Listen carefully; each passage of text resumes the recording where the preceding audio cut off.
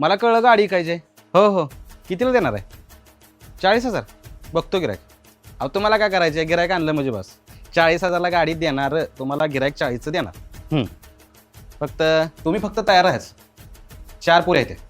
हो मामा 4 पुऱ्या आहेत एका रूटवरच्या आहेत उद्या मी दाद्याचं लग्न ठेवत नाही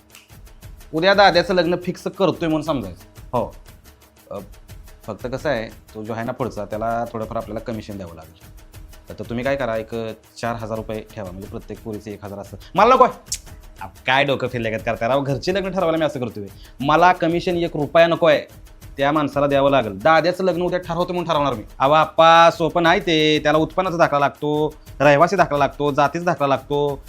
सगळं दाखला लागते ते तलाट्या कुठून घ्यावं लागते ती ॲफिडेविट करावं लागतं तहसीलदार कार्यालयात जावं लागतं तुम्ही काय करा तुम्ही सगळी कागदपत्र माझ्याकडे द्या तिथं तहसीलदार कार्यालयामध्ये आपली ओळख आहे तुम्हाला 8 दिवसात मी दाखला दिला म्हणजे वास फक्त तुम्ही त्या ॲफिडेविटवर सही करायची फक्त कसं आहे तिथं पुढं दाखला हे करायला पाहिजे त्याला थोडंफार कमिशन द्यावं लागतं ती द्या झंझट संपली ना अहो कशाला इंजनाच्या नादाला लागला आहे मागल त्याला सौरपंप योजनेत अर्ज करा आणि सौरपंप बसवा विहिरीवर आहे का आता मग मी कशाला आहे तुम्ही मला फक्त सगळे डॉक्युमेंट द्या विहीर नोंद असलेला का उतारा द्या